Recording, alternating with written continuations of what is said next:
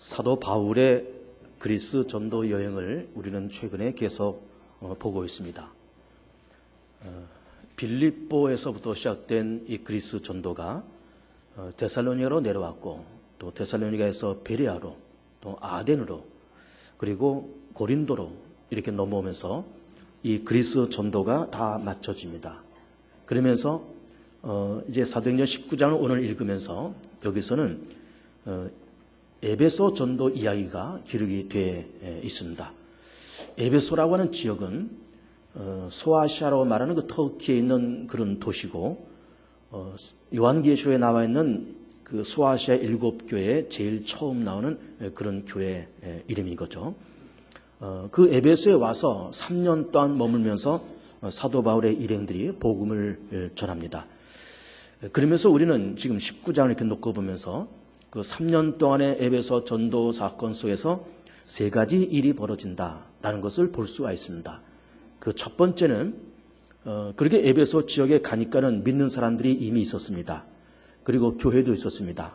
그러면서 사도 바울이 너희가 믿을 때 성령을 받았느냐 이렇게 물어보니까는 우리가 성령의 계심도 알지 못합니다. 그러면 너희가 무슨 세례를 받았느냐? 우리는 요한의 세례를 받았습니다. 그랬을 때 사도 바울이 주 예수 이름으로 세례를 주니까, 그러니까 성령이 임하면서 방언도 하고 그리고 예언도 했다, 이런 말씀이 기록되어 있으면서, 그러면서 우리는 이 부분에서 요한의 세례는 무엇이고 또 예수 이름으로 세례를 준다고 하는 것은 무엇인가, 또 우리가 물 세례는 과연 무엇이고 성령 세례는 무엇인가, 또 과거 이 세례 요한이라든지 혹은 지금 바울이 활동하는 이 당시에 베풀었던 세례의 내용과 지금 우리가 1년에 2번씩 베풀고 있는 이 세례의 내용과 어떤 것이 같고 어떤 것이 다른 것인가, 이런 것을 우리가 좀 알아볼 필요가 있습니다. 두 번째 사건은 우리가 읽지는 않았지만은 사도 바울이 그 에베소 지역에서 3년 동안 있으면서 많은 이적을 행합니다. 병든 자를 치료하고 귀신을 내어 쫓는 이런 사역을 해 나갔을 때 제사장 스게와의 7 아들들이 그 사도 바울이 하는 일을 이렇게 주목해서 보면서 그 일이 너무나도 희한한 일을 하고 있는 것을 이제 보게 됩니다. 심지어 사도 바울이 입고 있었던 앞치마 혹은 손수건 이런 것을 가지고 병든 자에게 던졌을 때 병자가 낫는다든지 귀신 들린 자에게 던졌을 때 귀신이 나가는 그런 일이 벌어지는 거예요.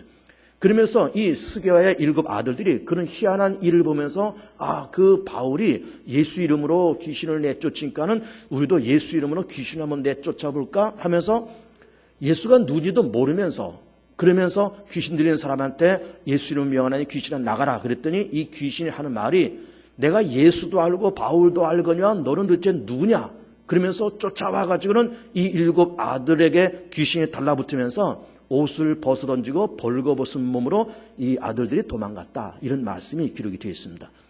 그 다음에 세 번째 사건은 이제 본문 19장 하반부에 나오는 그런 말씀인데, 사도 바울이 그렇게 복음을 전했을 때 그 지역이 에베소입니다. 적지 않은 큰 대도시입니다. 거기서 이 사람들이 아데미라고 하는 여신을 섬겼습니다. 그런 아데미 여신을 섬기면서 데메드리오라고 하는 사람이 아데미 여신의 신전 모형물을 만들어서 팔면서, 그러면서 돈을 벌었는데, 이 사도 바울 일행들이 3년 동안에 복음을 전하면서 전했던 복음의 내용이 어떤 것인지를 우리는 대충 알 수 있지 않겠습니까? 우선 창조주 하나님을 말씀을 했을 것이고, 하나님이 계시다, 온 우주 만물은 하나님에 의해서 창조되었다, 하나님은 유일하신 하나님이시고 하나님 외에 우상, 하나님 외에 이방신, 하나님 외에 다른 신은 존재하지 않는다. 그래서 다 우상이고 우상은 헛것이고 그래서 말도 못하고 무능한 존재고 우상 섬기는 것은 범죄다.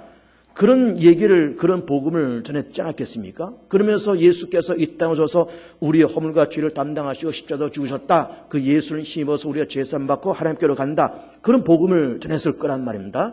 이런 복음을 하루 이틀도 아니고 3년 동안 이렇게 전했을 때 점차 그 에베소 시내 안에서 사도 바울이 전한 복음이 증거되면서 하나님이 세상을 창조하셔서, 그리고 다른 신은 존재하지 않아, 우상도 존재하지 않아, 그건 무능한 존재야, 그 사람이 만들어 놓은 돌 쪼가리, 그 나무 쪼가리에 불과해, 이런 말과 이런 복음의 내용이 점차 퍼졌을 때 이 데메드리오가 그간의 아데미 여신, 또 아데미 신전 모형물을 만들어서 팔다가 그런 복음에 자꾸 증거되니까는 이 우상 만드는 장사가 신통치가 않은 거예요. 점점 매상이 줄어듭니다. 그랬더니 이 데메드리오가 이 사도 바울을 고발하면서 동시에 에베소 사람들 다 어느 경기장에 모아놓고 그러면서 시위를 일으킵니다. 그러면서 아데미 신을 외치고 아데미 신을 찬양했을 때 그 에베소 지역에 서기장이 나타나서 그러지 말자. 이 사도 바울이 3년 동안 여기 있으면서 뭐 우리 아데미 신을 모함한 것도 아니고 또 아데미 신전을 또 도둑질해 간 것도 아닌데 이렇게 소유를 일으키면은 우리 로마한테 또 우리가 싫은 소리 들으니까 우리가 쓸데없는 것으로 소유 일으키지 말자. 그래서 서기장이 그렇게 그 소유를 마치면서 결국 그 소유가 끝이고 그리고 바울은 그참에 에베소를 나와서 마게도냐에서 보낸 헌금을 가지고 예루살렘으로 돌아가는 그런 일을 지금 하고 있다고 하는 그 말씀 우리는 쭉 보고 있는 겁니다. 세 가지 사건이 벌어지고 있다는 것을 말씀을 드리고 있는 겁니다. 요한의 세례와 예수 이름으로 세례를 주는 것이 어떤 차이가 있느냐. 그리고 스게와의 7 아들들의 사건을 우리는 어떻게 해석해야 될 거냐. 그리고 이 아데미 신전을 팔면서 돈을 벌면서 그것으로 장사해서 돈을 벌던 데메드리오가 고발해서 이런 소유가 일어나는 이런 사건을 우리는 어떻게 해석해야 될 거냐. 이렇게 세 가지 줄기로 말씀을 드리고자 합니다. 첫 번째는 말씀드린 것처럼 바울이 지금 에베소 지역에 들어가서 너희가 믿을 때 성령을 받았느냐 그랬더니 우리가 성령이 있음도 알지 못합니다. 이런 얘기를 지금 하고 있습니다. 그랬더니 성령을 물론 가르쳐준과 동시에 요한의 세례를 받았던 그 사람들한테 예수 이름으로 세례를 주었더니 성령이 임하면서 방언도 임하고 그러면서 예언도 임했다. 이런 말씀을 하시고 있는 겁니다. 그러면 세례 요한의 세례는 무엇이고 예수 이름으로 세례를 준다는 말은 무엇일까? 또 그 당시에 세례 요한이라든지 또 예수님의 제자들이 또 바울이 세례를 베풀었을 때 그 세례의 내용은 어떤 내용의 세례였을까? 이런 걸 우리가 짚고 넘어가야 되겠습니다. 그런 건 이런 겁니다. 우선 세례 요한의 세례를 우리 우선 보면은 세례 요한은 예수님께서 가시는 그 앞길을 평탄케 하는 일을 맡았던 사람 아닙니까? 그러면서 요한도 요단강에서 세례를 주고 있었고 지금 요 에베소 사람들도 요한의 세례를 받고 있었는데 이 세례는 물세례죠. 물세례는 이 당시에 그 어떤 내용으로 세례를 주었을까라고 하는 그 구체적인 내용은 나오지 않지만 아마 이렇게 세례를 주었다라고 봅니다. 내가 죄인이냐? 죄인 맞습니다. 죄인이라는 것이 신하지 신합니다. 그러면 이제 물에다 푹 집어넣었다가 빼내는 그런 침례를 행했을 거라 이렇게 보는 겁니다. 우리 교회도 뭐 우리 교회뿐만 아니라 모든 교회들이 1년에 2번 혹은 그 이상 세례식을 이제 하고 우리 교회도 봄, 가을로 세례식을 좀 하고 있는데 그러면 이 당시에 세례 요한이 베푸던 세례하고 지금 우리 교회에서 베푸는 세례하고 무엇이 다르고 무엇이 틀릴까? 같은 것은 이렇게 그것이 세례가 되었던 침례가 되었던 그런 세례 의식 같지만은 그 당시의 세례와 우리의 세례는 좀 다르다고 봅니다. 왜 그런가 하면은 조금 전에 말씀드렸던 그 세례 요한의 세례는 그냥 자기의 죄를 고백하고 내가 죄인이다 라고 고백하는 것만 가지고 세례를 주는 거예요. 근데 지금 우리가 주는 세례는 그렇지 않습니다. 등록하고 나서 6개월 지난 다음에 그다음에 문답집을 주고 그리고 공부를 하고 그다음에 세례 받는 그날 문답을 하고 문답할 때 그냥 하지 않습니다. 그 세례 문답집에 있는 내용을 이게 물으면서 하나님이 한 분이신 것을 믿느냐, 천지 창조하신 것을 믿느냐, 예수께서 우리 집에서 죽으셨다는 것을 믿느냐, 또 오늘 밤 세상을 떠나도 예수 믿어서 구원받는다는 사실을 믿느냐, 그리고 예수님의 십자가를 통해서 예수께서 나를 위해서 우리 죄를 위해서 죽으셨다는 사실을 믿느냐 이거를 묻고 그러면서 예라고 대답한 그 대답을 듣고 그리고 올라와서 여기서 앉아서 세례를 주는 거예요. 그러니까는 지금 우리가 주는 세례는 요한의 세례는 사뭇 다르다고 보는 겁니다. 요한의 세례는 그냥 내가 죄가 있느냐? 죄가 있습니다. 그러면 물에다 푹 집어넣었다가 끄집어내는 거예요. 죄인이라는 사실을 인정하고 예수를 믿는 하나의 준비 단계로서 세례를 베푼다 그 말이에요. 근데 우리는 이걸 가만히 보면은 그럼 요한의 세례 혹은 이 당시에 물세례라고 하는 거는 그냥 자기가 죄인이라는 사실만 고백하면 이렇게 물세례를 좀 주고 있는데 그런 의식만 가지고 그럼 우리가 구원을 받을 수 있을까? 그렇지는 않은 겁니다. 우리가 예수를 내가 인격적으로 알고 하나님의 아들이시라는 사실을 내가 알고 깨닫고 그 예수님께서 십자가로 죽으신 것, 내 죄를 위해서 온 인류의 홀무와 죄를 위해서 죽으셨다는 사실을 우리가 알고 믿고 고백하면서 그러면서 예수님을 인격적인 나의 주님으로 하나님의 아들로 내 죄를 위해서 십자가로 죽으셨다는 사실을 우리가 믿을 때, 영접했을 때 세례를 주고 그렇게 영접했을 때 구원을 받는 거예요. 내가 죄인한 사실만 고백한다고 해서 구원받는 것은 절대로 아닌 겁니다. 여러분, 다른 종교를 갖고 있는 사람들도 혹은 종교가 없는 무신론자들도 다 자기가 죄가 있다는 것은 다 고백합니다. 털어서 먼지 않는 사람이 어딨냐라는 그런 말처럼 다 자기가 죄가 있다는 것을 고백할 줄 알고 너 죄인이지 라고 말하면 죄인이라고 하는 그 사실에 다 수긍을 할 겁니다. 그러면 모든 사람들이 자기가 죄가 있다는 것을 고백하고 자기가 죄인이라는 사실만 고백하면 다 구원받느냐? 그런 건 아니다 이 말이에요. 불신자들도 다른 종교 사람들도 자기가 죄인이라는 사실을 고백하지만 그거를 아는 것만 가지고 구원받는 것은 아니다 이 말이에요. 그래 바울이 지금 에베소에 들어가서 너희가 세례를 받을 때 성령을 받았느냐? 근데 성령의 감동이 없었고 예수가 누군지도 아직도 모르고 그러는 동시에 그러는 차에 단지 물세례만 받은 것으로 끝나는데 사도 바울이 예수 이름으로 세례를 받으면서 그러면서 성령이 임하고 그래서 방언도 임하고 그리고 예언도 열렸다. 이런 말씀을 하시고 있는 겁니다. 그러면서 우리는 이 말씀을 이렇게 놓고 보면서 무엇을 우리가 여기서 생각할 수 있어야 되는가 하면 구원받는다고 하는 것은 하나님의 자녀가 내가 된다고 하는 것은 어떤 의식적인 행위를 가지고 구원받는 것은 아니라고 하는 사실을 우리는 여기서 볼 수가 있어요. 내가 죄인한 사실만 고백했다. 내가 물세례만 받았다. 그래서 내가 구원받고 하나님의 자녀가 되는가? 그것은 아니다 이 말이에요. 교회를 오래 다녔다고 구원받는가? 그것도 아니다 이 말이에요. 또 우리가 직분을 받았다고 구원받는 것인가? 그것도 아니다 이 말이에요. 교회를 오래 다녔던 짧게 다녔던 어떤 직분을 받았던지 간에 우리가 주 앞에 나와서 예수 앞에 나와서 우리가 자복하고 회개하고 예수께서 하나님의 아들 되심과 내 죄를 위해서 십자가로 죽으셨다는 그 사실, 온 인류의 허물과 죄를 위해서 십자가로 죽으시고 부활하셨다는 그 사실을 믿고 죄인한 사실 내가 고백하지만은 예수님의 십자가 안에서 내 죄가 용서되고 내 죄값이 치러지고 예수께서 부활하셨기 때문에 나도 예수님에서 나도 부활되고 예수께서 승천하셔서 하나님 보좌 우편에 앉아 계신 것을 내가 믿기 때문에 그 예수님을 내가 알고 나도 영접하면서 우리도 예수님처럼 영생의 세계로 들어가서 하나님 나라에 들어서 영생의 삶을 누린다라고 하는 것을 깨닫고 알고 인격적으로 영접했을 때 구원받는 것이지 죄인한 사실만 느낀다고 해서 구원받는 것도 아니고 교회를 다닌다고 해서 구원받는 것도 절대로 아니더라라고 하는 것이죠.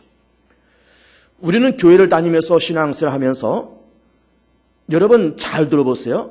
겉멋이 들면 안 됩니다. 겉멋이 들면. 내가 예수를 믿으면서 인격적으로 거듭나고 예수 앞에 나가서 내가 죄인한 사실을 내가 진솔하게 고백하고 나이가 들고 교회를 10년, 20년, 30년 다니고 직분을 받으면서 거기에 어울리는 내용도 거기에 어울리는 인격도 거기에 어울리는 영성도 있어야 되지. 우리는 교회를 몇 년 다녔다. 내가 무슨 직분을 받았다. 그것만 가지고 겉멋에 들려서 예수를 믿고 그 겉멋에 들려서 교회를 다니면 안 되는 거예요. 물세례를 받고 그냥 물에 들어갔다 나오면 다 구원받는 것으로 이 당시 에베소 사람들이 알았지만은 예수 이름으로 세례를 받으면서 예수가 널 위해서 죽으셨어. 예수가 온 일을 위해서 죽으셨어. 네가 그것을 믿느냐? 영접할래? 하나님의 아들 되면 내가 믿느냐? 네 죄를 위해서 죽으셨다는 사실을 믿느냐? 라고 하면서 그 예수 그리스도를 인격적으로 믿고 영접했을 때 구원이 임하고 성령이 임하고 방언도 임하고 예언도 열렸더라라고 하는 것이죠. 교회를 오래 다닌다는 건 물론 좋은 겁니다. 개봉중학교를 10년 다니고 20년 다니고 30년 다니고 40년 이상 다니신 분도 여기 계세요. 직분을 받으면서 이제는 서리집사도 받고 안수집사 되고 권사 되고 장로 되고 어떤 사람은 신학 공부해서 목사가 되고 전도사가 되고 그러면서 우리는 교회를 오랜 동안 다니고 여러 가지 직분을 받는다고 하는 것은 참 좋은 거예요. 그러나 그렇게 되면서 겉멋에 들리면 안 됩니다. 내가 몇 년 된 교인이야? 내가 무슨 직분을 받은 사람이야? 그 겉멋만 들면 안 되는 것이고 겉멋 물론 좋지만 거기에 어울리는 내용과 거기에 어울리는 믿음과 거기에 어울리는 영성이 필요하고 거기에 어울리는 인격도 필요한 거예요. 인격도 필요한 겁니다. 그런데 그럼 여러분 스스로 한번 그렇게 생각해 보세요. 나는 개봉중학교를 몇 년 다녔고 나는 무슨 직분을 갖고 있는데 거기에 어울리는 그런 내용과 거기에 어울리는 인격과 영성이 정말 나한테 있느냐라고 여러분이 스스로 한번 질문을 던져보세요. 아, 그래. 나는 예수를 몇 년 믿었어. 개봉중학교를 난 몇 년 다녔고 난 이런 직분을 받은 사람이야. 내용도 있고 이만한 인격과 영성이 있어. 라고 자신 있게 말할 수 있는 사람은 거의 없습니다. 강단에서 설교하는 저 자신도 그럼 당신 박정호 목사는 나이가 50 중반 후반 들어가면서 신학 공부해서 목사 안수 받고 개봉중학교에서 담임 목사를 하고 있는 당신은 그러면 그만한 내용과 그런 인격과 영성이 있어? 라고 물으면 저도 있다라고 자식에 말할 수가 없습니다. 누구나 다 마찬가지. 그런데 그만한 인격과 그만한 영성과 그만한 내용이 있으면 좋고 만약에 스스로 우리가 질문하면서 없다라고 그러면은 겸손하고 충성하고 없지만 없으니까 더 겸손하고 없으니까 충성을 다하고 나는 달란트 없으니까는 충성이라도 하고 나는 은사와 별난 재주가 없기 때문에 나는 정성을 다하고 더 기도하고 그런 것이 어울리는 인생이고 어울리는 인격자여 어울리는 신앙인이더라 라고 하는 것이죠. 나는 물세례 받았다. 그것만 가지고 다 되는 것이 아니라 예수 이름으로 성령 받고 예수 이름으로 세례 받고 성령 받아서 그만큼 어울리는 구원받은 사람에 어울리는 교회를 몇 년 다녔다는 것에 어울리는 그만한 직분을 받은 것에 어울리는 그런 내용과 인격과 영성이 필요하고 그것이 없다라고 스스로 자인하면은 겸손하고 충성되게 살고 요만한 은사밖에 나는 없기 때문에 요만한 달란트밖에 나는 없기 때문에 나는 그만한 인격도 그만한 영성 나는 없지만 나는 충성을 다하고 나는 겸손하게 살겠다라고 고백하는 것 이것이 진솔한 신앙인이더라라고 하는 것이죠. 진솔한 신앙인. 두 번째는 제사장 스게와의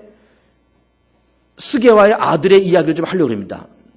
제사장 스게와. 여기서 본문에는 제사장 이렇게 나와 있는데 아마 더 정확한 해석은 에베소에 있는 에베소에서 회당에서 말씀을 가르치는 랍비였을 거다 그렇게 봅니다. 랍비 선생이죠. 랍비가 되었던 제사장이 되었던 그 랍비였던 스게와의 7 아들들이 바울이 지금 앞치마를 던지고 손수건을 던지니까 병자가 났고 귀신이 쫓아나는 것을 보면서 요술 같지 않습니까? 마술 같은 걸 보면서 야 저거 신기하다 재밌다 우리도 예수 이름으로 한번 해볼까? 그러면서 귀신 들린 사람한테 예수 이름 명하에 너 나가라 그랬더니 귀신이 내가 예수도 알고 바울도 알거냐 너는 누구냐 쫓아와가지고 그냥 덮쳐가지고 혼비백산 귀신 들려가지고 옷을 다 벗어던지고 도망갔다는 겁니다. 그 말씀이 중간에 기록이 되어 있어요. 우리는 이 말씀을 어떻게 해석해야 될까 이 말이에요. 이것이 오늘 우리에게 주는 교훈이 뭘까라고 하는 겁니다. 자 보세요. 하나님이 우리에게 베푸신 은혜를 한번 생각해 보세요. 지금도 9월 중순입니다. 이제는 서서히 곡식도 과일도 다 익어가는 그런 때고 모든 걸 추수할 좋은 때가 되었습니다.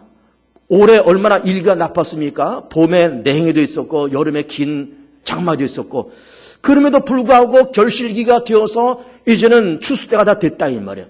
그런 걸 보면은 하나님의 은혜가 아닌 것이 없고 하나님의 손길이 안 미친 곳이 없을 만큼 우리가 살아가는 모든 삶의 현장 속에 대한민국 안에 우리 성도들 각자의 삶 안에 하나님의 묘한 손길이 다 있으면서 여기까지 우리가 살아왔다 이 말이에요.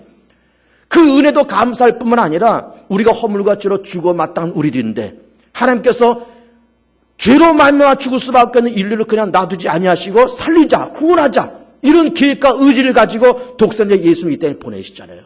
10아들이 있었습니까? 100명의 아들이 있었습니까? 단 하나밖에 없는 아들을 이 땅에 내보내시는 거예요. 예수께서 이 땅에 오셔서 33년의 삶을 사십니다. 베들레헴 마옥간에서 탄생하시고 애굽으로 쫓겨나가시고 또 돌아와서 나세에서 성장하시고 목수로서 그렇게 30년을 사시면서 출가하시고 세례받으시고 사실 금식하죠. 제자들 모시면서 3년 동안 공생하시면서 뭐라고 말씀하시는가 하면은 여우도 그리고 공중의 새도 깃들 것이 있지만은 인자는 먹일 것이 없다고 말씀하시면서 낮에는 복음 전하시고 병자들 고치시고 가난한 자 먹이시고 그리고 밤에는 밤이 맞도록 또 기도하시고 그런 일을 3년 동안 해나가시면서 머리 들 곳이 없다고 그렇게 살아가셨던 거예요.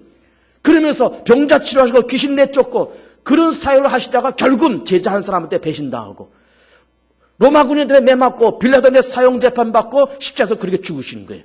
채찍 맞고 못 박히고 가시물량을 쓰시면서 피, 눈물, 땀 다 쏟으시면서 겟세마네 동산에서 땀방울이 빗방울이 될 만큼 그 십자가의 그 고난 앞에 놓고 너무나 힘들고 괴로워서 아버지 할 수만 있거든 이 잔을 내게서 옮기시옵소서. 그런 나의 원대로 마옵시고 아버지 원대로 하옵소서라고 그런 피 맺히는 절규를 하시면서 갈보리산에 올라가서 십자가에서 죽으시는 거예요. 그러면서 사흘 동안에 무덤에 계시다가 부활하시는 거예요. 왜 그런 일을 하셨겠습니까? 인류를 구원하시고자. 죄권에 빠진 우리, 사망길을 걸어가는 우리, 사단의 권세에 빠진 우리 인류를 구원하시고자 성부 하나님 그것을 계획하시고 성자 예수는 그것을 실행하시고 성령 하나님의 이 십자가의 사역이 이루어지도록 그리스도 예수에게 힘 주시고 능력 주시고 예수도 부활 승천하신 다음에 성령으로 감동하셔서 모든 인류들에게 모든 믿는 자들에게 성령으로 감동하셔서 죄인한 사실을 고백하게 만들고 예수를 구주로 고백하게 만드는 성령님의 역사가 우리 가운데 있는 겁니다. 그러니까는 우리가 허물과 죄로 죽었을 때 죽어 마땅한 우리의 운명이었지만은 성부는 그것을 계획하시고 성자는 그것을 실천하시고 성령님은 그것을 역사하시고 그러면서 인류 구원이라는 대과업을 이루기 위해서 성부, 성자, 성령의 말할 수 없는 우리 사람이 측량할 수 없는 땀과 눈물과 희생과 모든 고난이 그 뒤에 숨어 있었던 거예요. 그런데 우리는 예수 믿어 구원받는 우리들은 성삼위 하나님이 그렇게 애쓰시고 눈물과 땀을 쏟았지만은 우리가 눈물과 땀을 쏟아서 구원받는 것은 아닌 겁니다. 단지 예수 그리스도가 하나님의 아들 되심과 내 죄를 위해서 십자가에 죽으셨다는 그 사실 내가 믿고 영접하고 예수가 부활하셨다는 사실 내가 믿고 영접하고 예수께서 사흘 만에 부활하셔서 40일 계시다가 승천하시고 하나님 보좌 우편에 앉아 계시다가 마지막 세상을 심판하러 이 땅에 오신다는 그 사실 내가 믿고 예수께서 육체로 임하시고 육체로 죽으시고 육체로 부활하시고 육체로 승천하셨음을 내가 믿고 그랬을 때 우리가 구원받는 것이지 우리가 예수처럼 눈물 땀 쏟으면서 피를 쏟으면서 그 공로로 구원받는 것은 아니다 이 말이에요. 그러니까 구원이라는 그 사실은 구원을 주시는 성삼위 하나님의 애씀과 노력과 눈물과 땀은 너무나 값지고 엄청난 건데 구원받는 우리는 그냥 마음문 열고 믿고 영접하기만 하면 구원받는 거예요. 거저받는 것이고 아무 공로 없이 아무 대가 없이 구원받는 겁니다. 행위로 어떤 의지로 무엇을 하나님 앞에 드림으로 구원받는 것 아니고 믿음을 통해서 이신칭의 이신득이 믿음을 통해서 의롭다함을 얻고 믿음을 통해서 의롭다고 일컬어지는 이신득이 이신칭의의 교리가 성경에 있는 것이고 우리는 공로 없이 한 것도 없고 드린 것도 없고 할 수 있는 것도 변변한 것이 없지만 단지 믿는 믿음을 통해서 구원을 받는 거예요. 그런데 우리는 구원받아서 하나님은 나를 구원하기 위해서 독생자 보내주시고 독생자는 그 십자가 감당하시고 그 엄청난 희생을 지불했는데 우리는 그냥 믿고 영접하면서 거의 공짜로 그냥 구원받고 받는 우리는 공짜지만 주시는 분에게는 아픔과 눈물과 땀과 희생이 있는 거예요. 희생이 있습니다. 여러분 부모와 자식 간의 관계도 한번 생각해 보세요. 아이를 낳아서 길러서 번듯하게 장가를 해서 독립시킬 때까지 얼마가 드느냐? 얼마 2, 3년 전만 해도 2억 5천이 든다 그러다가 요즘에는 4억이 든다는 얘기 나오는 거예요. 3억 혹은 4억이 든다는 거예요. 장가 보내려면 그냥 보냅니까? 하다못해 전세 끌어도 요즘도 전세집도 없대. 그냥 그 비싼 월세집이라도 얻어서 아니면 집이라도 한 채 사서 주려면 3, 4억 가지고도 부족하죠. 그러면 예를 들어서 한 3억 들어갔다 쳐봅시다. 아이들 낳아서 길러서 장가 보내면서 번듯한 그렇게 사회 성인이 될 때까지 3억이 들어간다 이거예요. 3억이. 그리고 돈만 3억이 들어갈까요? 아이가 그렇게 장성해서 장가들 때까지 그 아이를 위해서 부모가 쏟는 땀과 눈물과 정성과 아픔은 또 얼마나 많습니까? 아이들 통해서 물론 기쁨을 얻을 때도 있죠. 어려서 재롱 떨 때는 이쁘고 귀엽지만 머리 커지면 이게 지저났다고 소리 뻣뻣 지르고 문 쾅 닫고 나가고 이래버리면은 그동안 쏟은 땀과 눈물 이게 안타깝고 괴롭기도 하지만은 아이를 통해서 받는 그 마음의 부모가 받는 그 마음의 상처는 이루다 말할 수가 없는 거예요. 어쨌든 그렇게 해서 돈은 돈대로 땀과 눈물은 땀과 눈물대로 희생은 희생대로 지불해서 자식을 그렇게 기르는데 자식은 그렇게 3억 4억 그렇게 받으면서 장성할 때까지 자녀들은 전부 다 공짜로 먹고 사는 거예요. 공짜로 공부하고 공짜로 먹고 공짜로 옷 입고. 아이들이 뭐 밥 먹으면서 밥값 내고 밥을 먹습니까? 하룻밤 자면서 뭐 숙박비를 내고 아이들이 잠을 잡니까? 다 부모가 먹여주고 재워주고 다 공짜로 다 크는 거예요. 공짜로 크면서 장가가면 그냥 튀어버리는 거예요. 갚습니까? 부모 은혜 뭐 한량없어 부모의 은혜를 갚고 부모 은혜 갚는 자식들이 어디 있습니까? 다 먹고 튀지. 다 먹고 튀지. 3억 4억 먹고 다 튀는 거예요. 근데 우리도 마찬가지입니다. 우리도 하나님께서 우리를 구원하시고자 예수를 이 땅에 보내주시고 예수께서 그 뜨거운 눈물을 겟세네 동산에 흘리시고 피 흘리시고 땀 흘리시고 십자가로 죽으셨지만 우리는 예수 믿어 구원받으니까 공로도 아니고 행위로도 아니니까 믿으면 구원받는 거예요. 예수 인격적으로 믿으면 구원받. 조금 전에 얘기한 것처럼 예수님 날 위해서 죽으셨죠. 예수 믿어 구원받아. 예수 믿어. 예수 믿습니다. 그럼 세례받고 믿음을 통해서 구원받고 우리는 구원받았다고 해서 우리도 튀는 거예요. 우리도 그냥 튀는 거예요. 그래서 제자 났다라고 펄펄 뛰면서 살아가는 거예요. 우리는 너무너무 큰 은혜, 너무너무 값진 은혜를 받으면서 살아가는데 우리는 너무 너무 무가치하게 믿음 생활을 하고 있는 것은 아닌가라고 한번 우리가 자성해 볼 필요가 있더라 이 말이에요. 그 귀한 예수 이름을, 하나님의 아들 예수 이름을, 십자가에서 우리를 위해서 죽으신 그 예수 이름을, 눈물과 땀과 피를 쏟으신 그 예수의 이름을 그렇게 장난삼아서, 사도 바울이 그렇게 아니라 장난삼아서, 우리도 장난삼아서 해볼까 그러면서 그렇게 귀신한테 귀신아 나가라 그랬더니 야 너는 나 예수도 알고 바울도 안 했는데 너는 도대체 뭐냐 그러면서 뛰쳐와서 그냥 덮친 거예요. 그냥 덮친 겁니다. 어떻게 예수의 그 존귀한 이름을 그렇게 장난삼아 쓰느냐 이 말이에요. 어떻게 하나님은 우리를 구원하시고 독생자를 보내시고 독생자가 우리를 위해서 그렇게 땀과 눈물을 흘리시면서 고통당하시면서 십자가에서 죽으셨는데 우리는 어떻게 예수 믿고 그렇게 무가치하게 그렇게 장난삼아서 예수 믿고 장난삼아서 신앙생활하고 장난삼아서 세상을 사느냐 이 말이에요. 인생을 어떻게 장난삼아 사느냐 이 말이에요.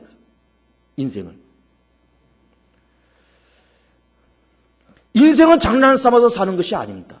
예수 믿는 거 장난삼아서 예수 믿는 것도 아닌 거예요.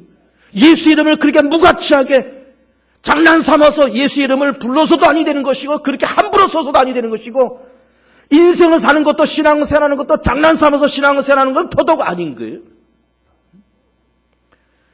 두렵고 떨리는 마음으로 예배를 드리고 두렵고 떨리는 마음으로 직분을 감당하고 그만한 인격과 그만한 영성이 없으면 겸손하게 살든지 겸손하지도 않고 인격도 없고 영성도 없고 장난삼아서 세상을 살고 어떻게 우리는 그렇게 세상을 살 수 있겠냐 이 말이에요. 우리는 그 은혜 그 신세 다 갚아야 됩니다. 사실은 자식들 부모한테 그 은혜 신세 다 갚아야 돼요.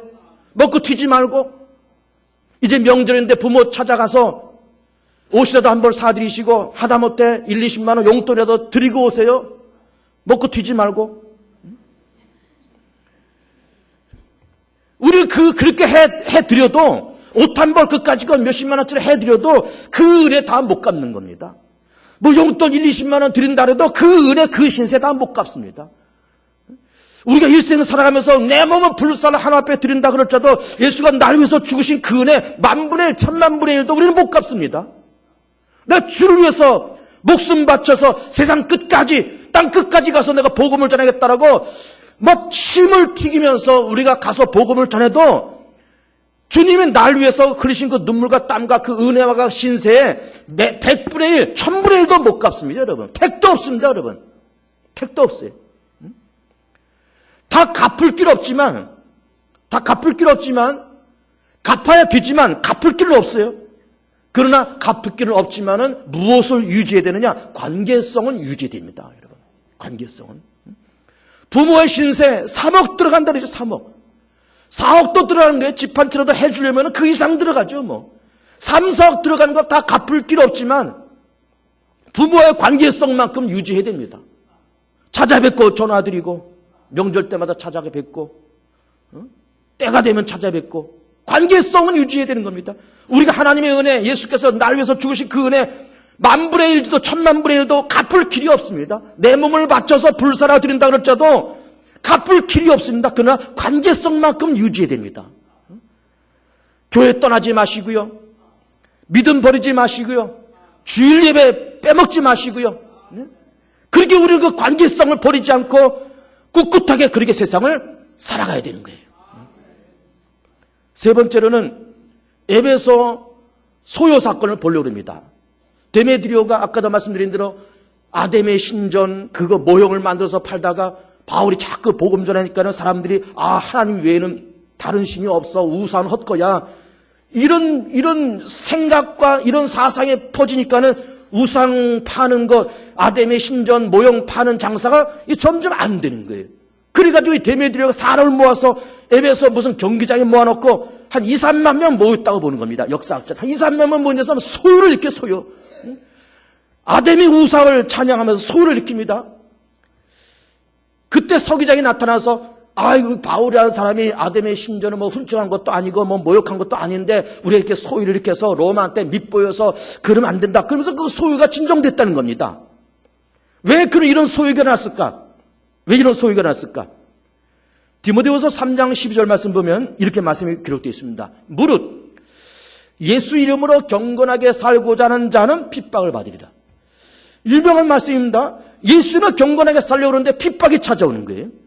나는 진리대로 살려고 그러는데, 예수 잘 믿고 예수를 말하려고 그러는데, 복음을 믿고 복음을 말하려고 그러는데, 그것 때문에 핍박이 옵니다. 나는 의롭게 살려고 그러는데 의롭게 산다는 것 때문에 핍박이 찾아오더라 이 말이에요. 왜 그런 핍박이 찾아올까? 거기는 중요한 이유가 있습니다. 이 세상이 어그러진 세상이라서 그렇다는 거예요. 이 세상에 대해서 이렇게 말씀하고 있습니다. 신명기 1장 35절에서는 이 악한 세대, 마태복음 12장 39절에서는 악하고 음란한 세대, 마태복음 17장 17절에서는 패역한 세대, 마가복음 9장 19절에서는 믿음이 없는 세대, 빌립보서 2장 15절에서는 어그러지고 거스르는 세대, 어그러지고 거스르는 세대였기 때문에 믿음으로 바로 살려고 하는 그 사람에게는 핍박이 찾아오더라 그 말이에요. 어그렀다, 거스른다. 여러분 예를 들어서 손가락에 5개가 있는 사람이 장애인입니까? 6개가 있는 사람이 장애인입니까? 6개 있는 사람이 장애인이에요. 근데 어느 동네에 가니까는 모든 사람들이 다 손가락이 6개네. 그러면 5개 가진 사람이 장애인이 되는 거예요. 5개 가진 사람이. 그러니까 악하고 음란한 세대에서는 바르게 사는 사람이 장애인 취급을 받는 거예요. 바르게 사는 사람이. 그리고 우리는 세상 살면서 믿음으로 바로 살려고 그러니까는 자꾸 핍박이 찾아옵니다. 그런데 그 핍박과 그런 환난을 우리는 당하면서 그것 때문에 위축되지 말고, 세상은 어우러진 세상이니까, 세상은 거스르는 세대니까 나는 믿음으로 정직하게 올바르게 내가 신실하게 살려고 하는 내가 정상이지, 어그러진 세상에서 어그러지게 사는 너희들이 비정상이다 라고 말할 수 있는 그런 생각과 우리의 외침이 필요하더라 그 말이에요. 지난 수요일날도 제가 그런 얘기를 잠깐 드렸습니다. 수요 기도하면서. 저는 자동차를 이렇게 운전을 하면서 가급적이면 1차로를 안 들어가려고 그래요. 1차로를. 주로 이제 넓은 길 같으면 2차로나 3차로 혹은 이렇게 4차로 이렇게 가장자리 차선으로 가려고 합니다. 왜 그런가 하면은 예를 들어 서해안고속도로 제한속도가 110km잖아요. 그럼 110km로 1차로를 여러분 다녀보세요. 110km로. 그러면요 난리 납니다. 뒤에서 빵빵거리고 막 그 헤드라이트 막 깜빡깜빡거리고요. 때로는 성질 나쁜 놈 만나면 막 그냥 급하게 추월을 당하고 그런 일을 종종 만납니다. 저도 그런 일 몇 번 만났거든요. 아니 110km니까 난 110km를 가는 거예요. 1차로에서. 그때 뒤에서 별야단을 다 떠는 거예요. 별야단을. 국도도 마찬가지예요. 국도 보통 80km잖아요. 80km 달리고 있는데 별야단을 다 하는 거예요. 뒤에서. 카메라가 없는데 네가 뭐가 잘났다고 110km 가냐 이 말이죠. 카메라가 없는데 네가 뭐가 잘났다고 국도에서 80km를 그냥 고지고도로 가느냐 이 말이에요. 그러면서 그 난리를 피운다 그 말입니다. 그래 보세요. 나는 정직하게 110km, 110km, 80km, 80km 가려고 그러는데 핍박이 찾아오는 핍박이. 왜 핍박이 찾아오는가? 어그러진 세대니까, 거스르는 세대니까. 우리 직장인들 직장에서 회식을 하거들랑 그냥 1차까지만 가십시오. 1차까지만. 2차 가지 마시고 3차 가지 마시고. 그러면 아마 핍박이 슬슬 찾아올 수도 있어요. 저거 못난 놈 뭐 1차하고 아니 2차, 3차 가면 어때서 지가 뭐가 잘났다라고 2차, 3차까지 가고 저 난리야. 그러나 1차까지만 하고 저녁 먹고 얘기하고 그리고 가족을 위해서 그냥 퇴근하는 거예요. 그냥 오는 거예요. 핍박에 찾아오거들랑 예수 믿는 것 때문에 핍박에 찾아온다라고 그 핍박을 즐겁게 받길 축복합니다. 우리는 삶의 어느 기준을 정해야 되고 나는 이렇게 살겠다라는 나름대로의 자기의 소신과 길이 필요한 거예요. 어그러진 세대에서는 2차 가고 3차 가고 새벽 2시, 3시까지 퍼먹고 그다음 오다가 또 뭐 쓰리꾼 만나서 지가 다 털리고 그렇게 사는 것은 이건 비정상적인 것이고 1차 딱 하고 그것은 딱 끝나고 돌아오는 거예요. 어그러진 세대가 가는 그 길을 그냥 가지 마시라 그 말이에요. 남들이 130km 다 간다 그래서 나도 130km 밟고 카메라 없다 그래서 그냥 쌩쌩 달리고 남들이 그렇게 한다고 해서 그렇게 하지 말라 그 말이에요. 주일날 무슨 모임이 있거들랑 예배 드리고 간다고 그렇게 말하고 혹시 낮에 무슨 모임이 있거든 일부 예배 7시 반 예배 드리고 가면 되는 것이고 오후에 모임을 갖자 그러고 이것저것 때문에 도저히 주의를 못 지키겠다 그러면은 못 가겠다라고 얘기하고 그때 핍박에 찾아오면은 예수 때문에 핍박받는다라고 감사하고 즐거워하시고 우리는 그런 생각을 가지고 살아가야 됩니다. 적당히 뭐 주일날 모임이 있으면 그냥 찾아가고 이 모임 핑계대고 저 모임 핑계대고 가정에 무슨 행사가 있다 이 행사 핑계대고 저 행사 핑계대고 그래서 주일 다 빼먹으면은 언제 예배를 드립니까? 언제? 그나마 주일날 낮 예배 있고 오후 예배 있고 새벽 예배 있고 수예배 심야기도 있고 새벽도 1부 2부 예배 있고 기도할 수 있는 시간과 모여서 말씀 공부할 시간이 그렇게 지초를 있으면서 늘 새벽 기도하고 심야기도 나서 기도하고 주일날 봉사하고 그래도 내 믿음 지키기가 힘든데 그래도 지키기 힘든데 주일날 딸랑 한 번 나와서 예배드리는 거 그것까지 빼먹으면은 한 번 빼먹으면 14일이 훅 가는 거예요. 14일이. 두 번을 연속 빼먹으면 21일이 훅 가버리는 거예요. 그럼 22일 동안 3주 동안에 말씀도 못 듣죠. 기도도 한 번 못 듣죠. 교회 발걸음도 한 번 못 듣죠. 무슨 신앙생활이 지켜집니까? 무슨 신앙생활이. 이 핑계 저 핑계 다 되고 이 행사 저 행사 다 되고 이리 빼먹고 저리 빼먹고 어떻게 신앙을 지키겠냐 이 말이에요. 분명히 세상에서는 예수 안에서 경건하게 살고자 하는 자는 정말 핍박에 찾아오는 시대가 되었습니다. 그러나 내가 예수 믿는 것 때문에 핍박이 오면 즐겁고 감사하십시오. 1차 가는 것 때문에 1차까지만 가는 것 때문에 핍박이 찾아오거들랑 즐겁고 기뻐하십시오. 즐겁고 기뻐하세요. 110km 정확하게 달리고 내 뒤에서 뻥뻥거리거든. 참 나도 못됐죠. 뒤에서 하도 뻥뻥거리길래 제가 속으로 뭐라 했는가 하면 너 오래 못 살겠다 그랬어요. 너 오래 못 살겠다.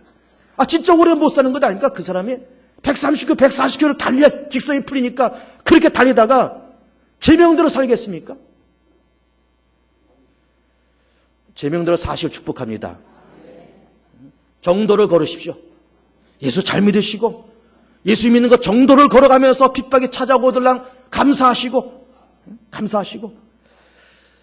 예수를 믿는 것 교회를 다닌 연수만큼 받은 직분만큼 나이가 든 것만큼 거기에 걸맞는 내용도 있고 거기 걸맞는 인격도 있고 거기 걸맞는 영성도 있고 없거들랑 겸손하게 사시고 없거들랑 충성에도 하시고 그렇게 세상을 살아가는 여러분들 되시기를 축복합니다.